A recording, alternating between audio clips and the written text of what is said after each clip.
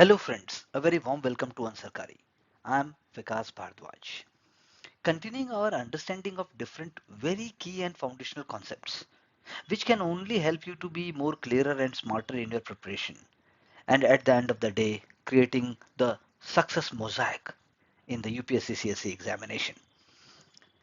In that series, in our lecture number 35, we are talking about representation in democracy. Representation in democracy. Please make sure to align your ideas with NCERT textbooks, and when we have personal discussions and debates, we can continue the work further.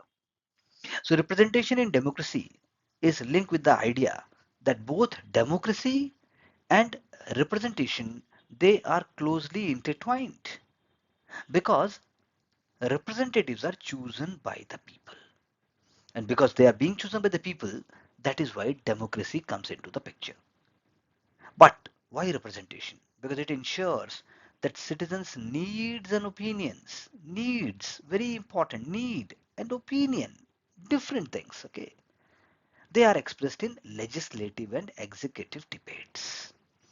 No one is saying that representation means that you are going to fulfill all aspirations. You are going to try, it will never happen, all aspirations will never be fulfilled. But then what is the judicious optimum level?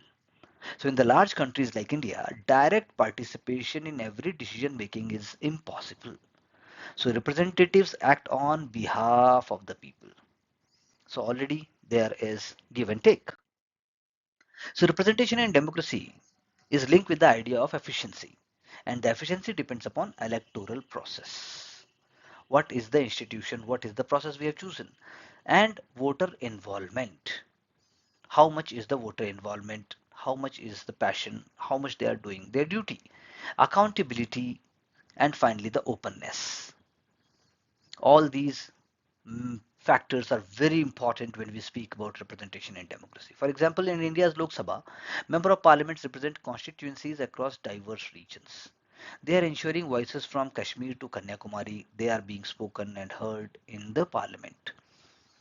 So my question to you is, how does balance representation is balancing individual voices with collective decision making in a democracy? Please do take some great examples to justify your answer. And another my question to you, which may be asked to you in the interview also, if every citizen could vote directly on every law through technology, would representation still be necessary? If we create such a kind of technological tools where everybody is able to vote directly on every law, because the point at the end of the day is that our representatives are in the parliament, they are making laws for us. So will it still be necessary? Please do write your answers. Let's see geographic representation, because nation is divided into constituencies and voters elect member of parliaments from each region. So the idea of assuming constitution and idea of assuming uh, constituencies is also linked with people's aspirations. Why? Because constituencies are created in such a way that they reflect common interests of the masses. But the population may be diverse over there. It is not true that a constituency is reflecting only one kind of population group. In India, caste, community, and then even other kind of factors like semi-urban, urban, rural. So there are so many elements in a diverse manner, which we have already discussed in our lectures on diversity, that constituencies, in spite of all these diversities, they reflect a kind of a common interest. For example, the constituencies, like the way it is created in India, they are also created in United States, and even you can take the example of UK. But then obviously the internal elements and the set of uh, uh, variables, they will be different. So in UK, for example, each constituency elects one MP to the House of Commons. So it is ensuring local concerns reach national debates. My question to you is that, can single MP truly represent the diverse interest of millions living in one constituency? लाखों लोग हैं भारत में एक constituency में. How an MP is truly able to represent the diverse interests? Should constituency be redrawn based on population diversity rather than physical boundaries? The size of the constituency is taken into consideration. So rather than that, should we only be taking into consideration population diversity? My question to you is, please write your answer. Similarly, proportional representation, very important concept we have already discussed in elsewhere also. Seat allocated based on proportion of votes received by political parties. Because if a party is getting more number of percentage of votes, that means they are reflecting viewpoints and they are also reflecting that people have belief in their governance. For example, in Germany, we already discussed in German constitution lecture, the Bundestag uses proportional representation, allowing small parties like Greens to influence the policy. So does proportional representation strengthen democracy by including smaller parties, or it weaken it by creating unstable coalition governments? Let's debate that. You can see the example of Nepal. Please do check out what kind of system is over there and how it operates. So my question to you is, how might proportional representation change the political landscape in India if it is adopted nationally? This question will be asked to you in the interview stage. Functional representation, very important. The representatives are chosen on the basis of profession or the functional expertise. So industrial workers vote on industry policy, farmers vote on agriculture policy, and so forth. Now, this kind of representation is used in totalitarian, authoritarian, or you can say a kind of a system which is anti-democratic. For example, in Italy, Mussolini during the Second World War and before that, the chambers of fasces and the corporations represented professionals rather than geographic constituencies. So my question to you is that would functional representation give experts more power, or it is actually silencing the ordinary citizen? If it is silencing, then why do you think so it should be taken up? And if it is not taken up, then what are the benefits? So could a hybrid model combining geographic and functional representation improve governance? Is it possible? How and why? Do bring the role of Indian bureaucracy also in this answer. Let's see minority representation, the special representation for historically marginalized groups to promote diversity, inclusivity, and also addressing inequality. For example, ethnic minorities, women, LGBTQ+, people with disabilities, they are all very important diverse groups. When we speak about ethnic minorities, then we have to see, for example, in Northeast, we have to see the people who are actually not part of the mainstream are also minority in number. For example, Indian constitution is reserving seats for scheduled castes and scheduled tribes in parliament. So can a minority representation evolve to address intersectional identities?